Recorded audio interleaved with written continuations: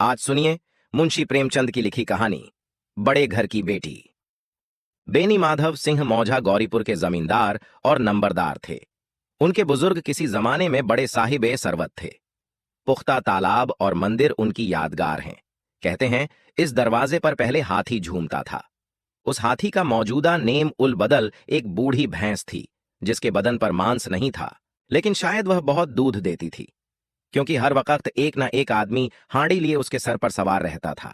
बेनी माधव सिंह ने निस्फ से जायद जायदाद वकीलों के हवाले की और अब उनकी सालाना आमदनी 1,000 से ज्यादा नहीं थी। ठाकुर साहब के दो बेटे थे। बड़े का नाम श्री कंठ सिंह था। उसने एक मुद्दत ए दराज की मेहनत के बाद BA की डिग्री हासिल की थी और अब एक दफ्तर में नौकर था।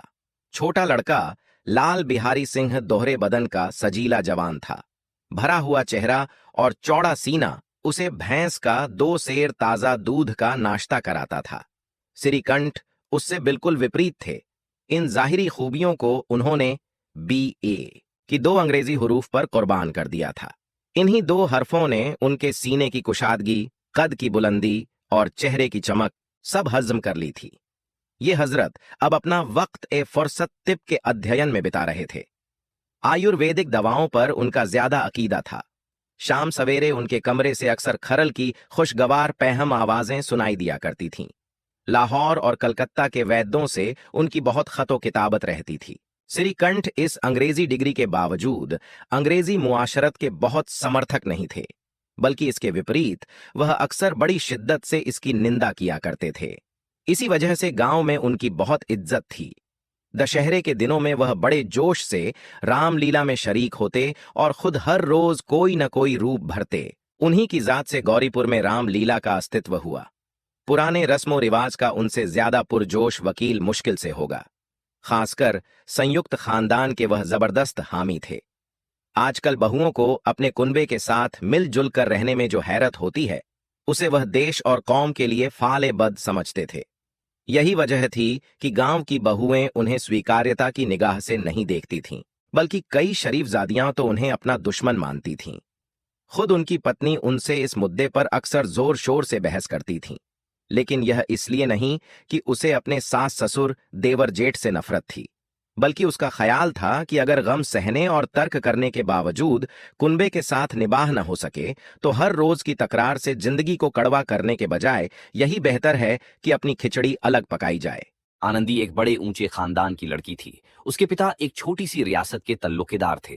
आलीशान महल, एक हाथी, 3 घोड़े, 5 वर्दीपोश सिपाही, फिटन, बहलियाओं, शिकारी कुत्ते, बाज, बहरी, शिखरे, जर्रे, फर्श फरोश, शीशा आलात, ऑनरेरी मजिस्ट्रेटी और कर्ज, जो एक मुअज्जज तल्लुकेदार के लवाजिम हैं, वह इनसे भरपूर थे। भूप सिंह नाम था। वह फराख दिल और हौसलामंद आदमी थे, लेकिन किस्मत की खामी से एक भी लड़का नहीं था। 7 लड़कियां हुईं और 7 जिंदा रहीं। अपने बराबर या ज्यादा ऊंचे खानदान में उनकी शादी करना अपनी रियासत को मिट्टी में मिलाना था। पहले जोश में उन्होंने 3 शादियां दिल खोल कर कीं, लेकिन जब 15-20 हजार के मकरूज हो गए तो आंखें खुलीं, हाथ पैर पीट लिए। आनंदी चौथी लड़की थी, लेकिन अपनी सभी बहनों से ज्यादा हसीन और नेक थी। इसी वजह से ठाकुर भूप सिंह उसे बहुत प्यार करते थे। हसीन बच्चे को शायद उसके माँ बाप भी ज्यादा प्यार करते हैं। ठाकुर साहब बड़े पसोपेश में थे कि इसकी शादी कहाँ करें। न तो वह यही चाहते थे कि कर्ज का बोझ बढ़े, और न यही मंजूर था कि उसे अपने आप को बदकिस्मत समझने का मौका मिले। एक रोज श्रीकंठ उनके पास किसी चंदे के लिए रुपया मांगने आए। शायद नागरी प्रचार का चंदा था। भूप सिंह उनके तौर तरीके पर रींझ गए, खींच तान कर झांचे मिलाए गए और शादी धूमधाम से हो गई। आनंदी देवी जब अपने नए घर में आईं तो यहाँ का रंग ढंग कुछ और ही देखा। जिन दिलचस्पियों और तफरीहों की वह बचपन से आदी थी, उनका यहाँ कोई वजूद नहीं था। हाथी घोड़ों का तो जिक्र क्या, कोई सजी हुई खूबसूरत बहली भी नहीं थी। रेशमी स्लीपर साथ लाई थीं, लेकिन यहाँ बाग कहाँ, मकान में खिड़कियां तक नहीं थीं। न जमीन पर फर्श, न दीवारों पर तस्वीरें। यह एक सीधा सादा दहकानी मकान था। आनंदी ने थोड़े ही दिनों में इन तब्दीलियों से अपने आप को इस कदर मानूस बना लिया जैसे उसने तकल्लुफात कभी देखे ही नहीं। एक दिन दोपहर के वक्त लाल बिहारी सिंह 2 मुर्गाबियां लिए हुए आए और बहन से कहा, जल्दी से गोश्त पका दो, मुझे भूख लगी है। आनंदी खाना पकाकर उनकी इंतजार कर रही थी। गोश्त पकाने बैठी, लेकिन हांडी में देखा तो घी पांव भर से ज्यादा नहीं था। बड़े घर की बेटी किफायतशियारी का सबक अभी अच्छे से नहीं पढ़ी थी। उसने सारा घी गोश्त में डाल दिया। लाल बिहारी सिंह खाने बैठे तो दाल में घी नहीं था। दाल में घी क्यों नहीं छोड़ा? आनंदी ने कहा। घी सब गोश्त में पड़ गया। लाल बिहारी ने कहा, अभी परसों घी आया था, इतनी जल्दी कैसे उठ गया? आनंदी ने कहा, आज तो कुल पांव भर था, वह मैंने गोश्त में डाल दिया। जिस तरह सूखी लकड़ी जल्दी से जल उठती है, उसी तरह भूख से बावला इंसान जरा जरा बात पर तुनक जाता है। लाल बिहारी सिंह को बहन की यह जबान दराजी बहुत बुरी मालूम हुई। तीखे होकर बोला, मैके में तो चाहे घी की नदी बहती हो, औरत गालियां सहती है, मार सहती है, लेकिन मैके की निंदा उसे सहन नहीं होती। आनंदी मुंह फेर कर बोली, हाथी मरा भी तो 9 लाख का, वहां इतना घी रोज नाई का हार खा जाते हैं। लाल बिहारी जल गया, थाली उठाकर पटक दी और बोला, जी चाहता है कि तालू से जबान खींच लूं। आनंदी को भी गुस्सा आ गया, चेहरा सुर्ख हो गया। बोली, वह होते तो आज इसका मजा चखा देते। अब नौजवान उजड्ड ठाकुर से जब्त न हो सका। उसकी पत्नी एक मामूली जमींदार की बेटी थी। जब जी चाहता उस पर हाथ साफ कर लिया करता था। खड़ाऊं उठाकर आनंदी की तरफ जोर से फेंकी और बोला, जिसके गुमान पर बोली हो उसे भी देखूंगा और तुम्हें भी। आनंदी ने हाथ से खड़ाऊं रोकी, सर बच गया, लेकिन उंगली में सख्त चोट आई। गुस्से के मारे हवा के हिलते हुए पत्ते की तरह कांपती हुई अपने कमरे में आकर खड़ी हो गई। औरत का जोर और हौसला, गुरूर ओ इज्जत पति की जात से है, उसे पति ही की ताकत और हिम्मत का घमंड होता है। आनंदी खून का घूंट पीकर रह गई। श्रीकंठ सिंह हर शंबा को अपने मकान पर आया करते थे। ये जुमेरात का वाकया था। 2 दिन तक आनंदी ने न कुछ खाया न पिया और उनकी राह देखती रही। आखिरकार शंबा शाम के वक्त आए और बाहर बैठकर कुछ मुल्की और माली खबरें, कुछ नए मुकदमात की तजवीजें और फैसले बयान करने लगे। सिलसिला ए तकरीर रात के 10 बजे तक जारी रहा। 2-3 घंटे आनंदी ने बेइंतिहा इज्तिराब के आलम में बिताए। खाने का वक्त आया तो पंचायत उठी। जब तखलिया हुआ, लाल बिहारी ने कहा, भैया आप जरा घर में समझा दीजिएगा कि जबान संभालकर बातचीत किया करे, वरना नाहक एक दिन खून हो जाएगा। बेनी माधव सिंह ने शहादत दी, बहू बेटियों की ये आदत अच्छी नहीं कि मर्दों के मुंह लगें। लाल बिहारी ने कहा, वो बड़े घर की बेटी हैं तो हम लोग भी कोई कुर्मी का हार नहीं है। श्रीकंठ ने पूछा, आखिर बात क्या हुई? लाल बिहारी ने कहा, कुछ भी नहीं, यूं ही आप उलझ गईं। मैके के सामने हमें तो कुछ समझती ही नहीं। श्रीकंठ खाने के बाद आनंदी के पास गए। वो भी भरी बैठी थी। इस समय वे भी कुछ तीखे थे। आनंदी ने पूछा, मिजाज तो अच्छा है? श्रीकंठ बोले, बहुत अच्छा है। ये आजकल तुमने घर में क्या तूफान मचा रखा है? आनंदी के तेवरों में बल पड़ गए और झुंझलाहट के मारे बदन में पसीना आ गया। बोली, जिसने तुमसे ये आग लगाई है उसे पाऊं तो मुंह झुलस दूं। श्रीकंठ ने कहा, इस कदर तेज क्यों होती हो, कुछ बात तो कहो। आनंदी बोली, क्या कहूं, किस्मत की खूबी है, वरना एक गंवार लौंडा जिसे चपरासी गिरी करने की भी तमीज नहीं, मुझे खड़ाऊं से मारकर यूं न अकड़ता फिरता, बोटियां नुचवा लेती। इस पर तुम पूछते हो कि घर में तूफान क्यों मचा रखा है? श्रीकंठ ने कहा, आखिर कुछ कैफियत तो बयान करो, मुझे तो कुछ मालूम ही नहीं। आनंदी ने कहा, परसों तुम्हारे लाडले भाई ने मुझे गोश्त पकाने को कहा। घी पांव भर से कुछ ज्यादा था, मैंने सब गोश्त में डाल दिया। जब खाने बैठे तो कहने लगा, दाल में घी क्यों नहीं? बस उसी पर मेरे मैके को बुरा भला कहने लगा। मुझसे बर्दाश्त न हो सका। मैंने कहा कि वहां इतना घी नाई का हार खा जाते हैं और किसी को खबर भी नहीं होती। बस इतनी सी बात पर उस जालिम ने मुझे खड़ाऊं फेंक मारी। अगर हाथ से न रोकती तो सर फट जाता। उसे पूछो कि मैंने जो कुछ कहा है सच है या झूठ। श्रीकंठ की आंखें लाल हो गईं। बोले, यहां तक नौबत पहुंच गई। ये लौंडा तो बड़ा शरीर निकला। आनंदी रोने लगी, जैसे औरतों का कायदा है, क्योंकि आंसू उनकी पलकों पर रहता है। औरत के आंसू मर्द के गुस्से पर रंग का काम करते हैं। श्रीकंठ के मिजाज में धम्मुल बहुत था। उन्हें शायद कभी गुस्सा आया ही नहीं था, मगर आनंदी के आंसुओं ने आज जहरीली शराब का काम किया। रात भर करवटें बदलते रहे। सवेरे होते ही अपने बाप के पास जाकर बोले, दादा, अब मेरा निबाह इस घर में न होगा। ये और इसी मानी के दूसरे जुमले जबान से निकालने के लिए श्रीकंठ सिंह ने अपने कई हम झोलियों को बार बार आड़े हाथों लिया था। जब उनका कोई दोस्त उनसे ऐसी बातें कहता तो वो मजाका उड़ाते और कहते, तुम बीवियों के गुलाम हो, उन्हें काबू में रखने के बजाय खुद उनके काबू में हो जाते हो। मगर हिंदू मुश्तरका खानदान का यह पुरजोश वकील आज अपने बाप से कह रहा था, दादा, अब मेरा निबाह इस घर में न होगा। नासेह की जबान उसी वक्त तक चलती है जब तक वो इश्क के करिश्मों से बेखबर रहता है। आजमाइश के बीच में आकर जब्त और इल्म रुखसत हो जाते हैं। बेनी माधव सिंह घबराकर उठ बैठे और बोले, क्यों? श्रीकंठ ने कहा, इसीलिए कि मुझे भी अपनी इज्जत का कुछ थोड़ा बहुत ख्याल है। आपके घर में अब हठधर्मी का बर्ताव होता है। जिनको बड़ों का अदब होना चाहिए वो उनके सर चढ़ते हैं। मैं तो दूसरे का गुलाम ठहरा, घर पर रहता नहीं, और यहां मेरे पीछे औरतों पर खड़ा हूं और जूतों की बौछार होती है। कड़ी बात तक मजाइका नहीं, कोई एक की दो कह ले। यहां तक मैं जब्त कर सकता हूं, मगर ये नहीं हो सकता कि मेरे ऊपर लात और घूंसे पड़े और मैं दम न मारूं। बेनी माधव सिंह कुछ जवाब न दे सके। श्रीकंठ हमेशा उनका अदब करते थे। उनके ऐसे तेवर देखकर बूढ़ा ठाकुर लाजवाब हो गया। सिर्फ इतना बोला, बेटा, तुम अक्लमंद होकर ऐसी बातें करते हो। औरतें इसी तरह घर तबाह कर देती हैं। उनका मिजाज बढ़ाना अच्छी बात नहीं। श्रीकंठ ने कहा, इतना मैं जानता हूं, आपकी दुआ से ऐसा अहमक नहीं हूं।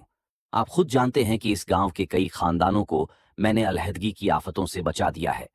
मगर जिस औरत की इज्जत ओ आबरू का मैं ईश्वर के दरबार में जिम्मेदार हूं, उस औरत के साथ ऐसा जालिमाना बर्ताव मैं नहीं सह सकता। आप यकीन मानिए, मैं अपने ऊपर बहुत झब्र कर रहा हूं कि लाल बिहारी की घोषमाली नहीं करता। अब बेनी माधव भी गरमाए, ये कुफ्र ज्यादा न सुन सके। बोले, लाल बिहारी तुम्हारा भाई है, उससे जब कभी भूल चूक हो तुम उसके कान पकड़ो। मगर श्रीकंठ ने कहा, लाल बिहारी को मैं अब अपना भाई नहीं समझता। बेनी माधव बोले, औरत के पीछे। श्रीकंठ ने कहा, जी नहीं, उसकी गुस्ताखी और बेरहमी के बाइस। दोनों आदमी कुछ देर तक खामोश रहे। ठाकुर साहब लड़के का गुस्सा धीमा करना चाहते थे, मगर ये तस्लीम करने को तैयार न थे कि लाल बिहारी से कोई गुस्ताखी या बेरहमी वकुआ में आई। इसी आसना में कई और आदमी हुक्का तंबाकू उड़ाने के लिए आ बैठे। कई औरतों ने जब सुना कि श्रीकंठ बीवी के पीछे बाप से आमादा एजंग है, तो उनका दिल बहुत खुश हुआ और तरफैन की शिकवा आमेज बातें सुनने के लिए उनकी रूहें तड़पने लगीं। कुछ ऐसे हासिद भी गांव में थे जो इस खानदान की सलामत रवि पर दिल ही दिल में जलते थे। श्रीकंठ बाप से दबता था, इसलिए वो खतावार है। उसने इतना इल्म हासिल किया, ये भी उसकी खता है। बेनी माधव सिंह बड़े बेटे को बहुत प्यार करते हैं, ये बुरी बात है। वो बिना उसकी सलाह के कोई काम नहीं करते, ये उनकी हिमाकत है। इन ख्यालात के आदमियों की आज उम्मीदें भर आईं। हुक्का पीने के बहाने से, कोई लगान की रसीद दिखाने के हीले से आ आकर बैठ गए। बेनी माधव सिंह पुराना आदमी थे, समझ गए कि आज ये हजरत फूले नहीं समाते। उनके दिल ने यह फैसला किया कि उन्हें खुश न होने दूंगा, खवाह अपने ऊपर कितना ही जब्र हो। यकायक लहजाए तकरीर नर्म करके बोले, बेटा, मैं तुमसे बाहर नहीं हूं, तुम्हारा जो चाहो करो। अब तो लड़के से खता हो गई। इलाहाबाद का नौजवान, झल्लाया हुआ ग्रेजुएट, इस घात को न समझा। अपने डिबेटिंग क्लब में उसने अपनी बात पर अड़ने की आदत सीखी थी, मगर अमली मुबाहिसों के दांव पेच से वाकिफ न था। इस मैदान में वो बिल्कुल अनाड़ी निकला। बाप ने जिस मतलब से पहलू बदला था, वहां तक उसकी निगाह न पहुंची। बोला, मैं लाल बिहारी सिंह के साथ अब इस घर में नहीं रह सकता। बाप ने कहा, बेटा, तुम अक्लमंद हो और अक्लमंद आदमी गंवारों की बात पर ध्यान नहीं देता। वो बेसमझ लड़का है, उससे जो कुछ खता हुई है उसे तुम बड़े होकर मुआफ कर दो। बेटा ने कहा, उसकी ये हरकत मैं हरगिज मुआफ नहीं कर सकता। या तो वही घर में रहेगा या मैं ही रहूंगा। आपको अगर उससे ज्यादा मोहब्बत है तो मुझे रुखसत कीजिए, मैं अपना बोझ आप उठा लूंगा। अगर मुझे रखना चाहते हो तो उससे कहिए जहां चाहे चला जाए। बस ये मेरा आखिरी फैसला है। लाल बिहारी सिंह दरवाजे की चौखट पर चुपचाप खड़ा बड़े भाई की बातें सुन रहा था। वह उनका बहुत आदर करता था। उसे कभी इतनी हिम्मत नहीं हुई थी कि श्रीकंठ के सामने चारपाई पर बैठ जाए या हुक्का पी ले या पान खा ले। अपने पिता का भी इतना ख्याल नहीं रखता था। श्रीकंठ को भी उससे दिली मोहब्बत थी। उन्होंने कभी उसे होश में घुड़कने तक नहीं दिया। जब इलाहाबाद से आते तो जरूर उसके लिए कोई न कोई तोहफा लाते। मुगदर की जोड़ी उन्होंने ही बनवा कर दी थी। पिछले साल जब उसने अपने से 1.5 जवान को नाग पंचमी के दंगल में पछाड़ दिया, तो उन्होंने खुशी से अखाड़े में जाकर उसे गले से लगा लिया था और 5 रुपये के पैसे लुटाए थे। आज ऐसे भाई के मुंह से ऐसी जिगरदोज बातें सुनकर लाल बिहारी सिंह को बड़ा मलाल हुआ। उसे जरा भी गुस्सा नहीं आया। वह फूट कर रोने लगा।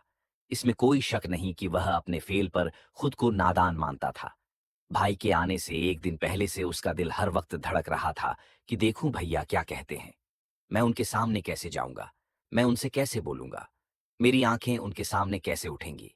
उसने समझा था कि भैया उसे बुलाकर समझा देंगे। इस उम्मीद के खिलाफ आज वह उन्हें अपनी सूरत से बेझार पाता था। वह जाहिल था, लेकिन उसका दिल कहता था कि भैया उसके साथ ज्यादती कर रहे हैं।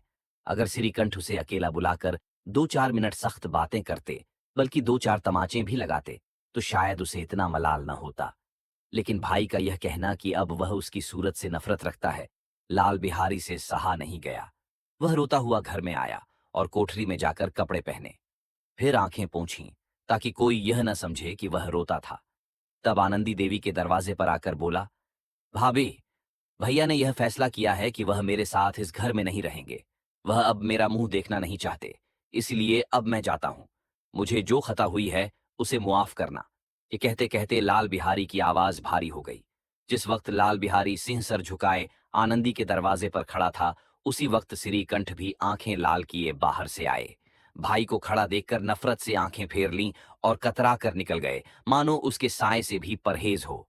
आनंदी ने लाल बिहारी सिंह की शिकायत तो अपने पति से की, लेकिन अब दिल में पछता रही थी। वह तबन नेक औरत थी। उसके ख्याल में भी न था कि यह मामला इस कदर तूल खींचेगा। वह दिल ही दिल में अपने पति पर झुंझला रही थी कि इस कदर गर्म क्यों हो रहे हैं। उसे यह डर था कि कहीं पति उसे इलाहाबाद चलने को न कहने लगे तो फिर वह क्या करेगी। उसके चेहरे पर जर्दी छा गई थी।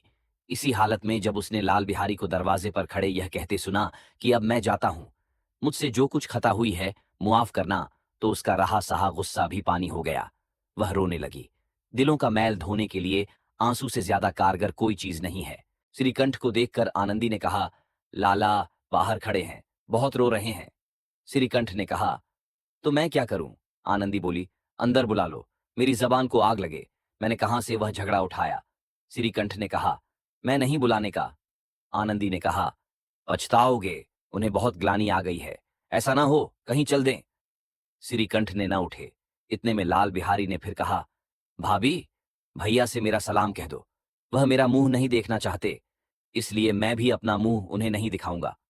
लाल बिहारी सिंह इतना कहकर लौट पड़ा और तेजी से बाहर के दरवाजे की तरफ जाने लगा। अचानक आनंदी अपने कमरे से निकली और उसका हाथ पकड़ लिया। लाल बिहारी ने पीछे की तरफ देखा और आंखों में आंसू भरकर बोला, मुझको जाने दो। आनंदी ने कहा, कहां जाते हो? लाल बिहारी ने कहा, जहां कोई मेरा मुंह न देखे। आनंदी ने कहा, मैं न जाने दूंगी। लाल बिहारी ने कहा, मैं लोगों के साथ रहने के काबिल नहीं हूं। आनंदी ने कहा, तुम्हें मेरी कसम है, अब एक कदम भी आगे न बढ़ाना। लाल बिहारी ने कहा, जब तक मुझे यह न मालूम हो जाएगा कि भैया के दिल में मेरी तरफ से कोई तकलीफ नहीं है, तब तक मैं इस घर में हरगिज नहीं रहूंगा। आनंदी ने कहा, मैं ईश्वर की सौगंध खाकर कहती हूं कि तुम्हारी तरफ से मेरे दिल में जरा भी मैल नहीं है। अब श्रीकंठ का दिल पिघला। उन्होंने बाहर आकर लाल को गले लगा लिया और दोनों भाई खूब फूट फूट कर रोए। लाल बिहारी ने सिसकते हुए कहा, भैया, अब कभी न कहना कि तुम्हारा मुंह न देखूंगा। इसके सिवा जो सजा आप देंगे वह मैं खुशी से कबूल करूंगा। श्रीकंठ ने कांपती हुई आवाज से कहा, लल्लू, इन बातों को बिल्कुल भूल जाओ। ईश्वर चाहेगा तो अब ऐसी बातों का मौका ना आएगा। बेनी माधव सिंह बाहर से यह सब देख रहे थे। दोनों भाइयों को गले मिलते देखकर खुश हो गए और बोल उठे, बड़े घर की बेटियां ऐसी ही होती हैं, बिगड़ता हुआ काम बना लेती हैं। गांव में जिसने यह वाकया सुना, उसने इन अल्फाज में आनंदी की फैयाजी की दाद दी, बड़े घर की बेटियां ऐसी ही होती हैं।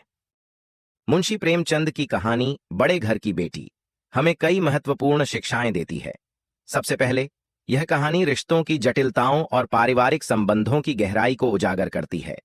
आनंदी देवी, एक समझदार और संवेदनशील महिला, परिवार के कलह को सुलझाने की कोशिश करती है, जो यह दर्शाती है कि एक सशक्त महिला अपने परिवार में सामंजस्य बनाए रख सकती है।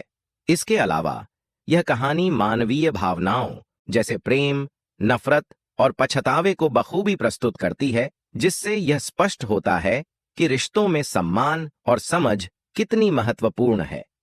लाल बिहारी और श्रीकंठ के बीच की संवादहीनता और मिसअंडरस्टैंडिंग हमें यह सिखाती है कि संवाद की कमी से रिश्तों में दरार आ सकती है। अंत में प्रेमचंद ने दिखाया है कि कठिनाइयों का सामना करके एकजुटता और सहानुभूति से समस्याओं का समाधान किया जा सकता है। इस तरह बड़े घर की बेटी हमें रिश्तों की अहमियत और मानवीय भावनाओं की गहराई को समझाने के साथ साथ एकता और संवाद की आवश्यकता का संदेश देती है।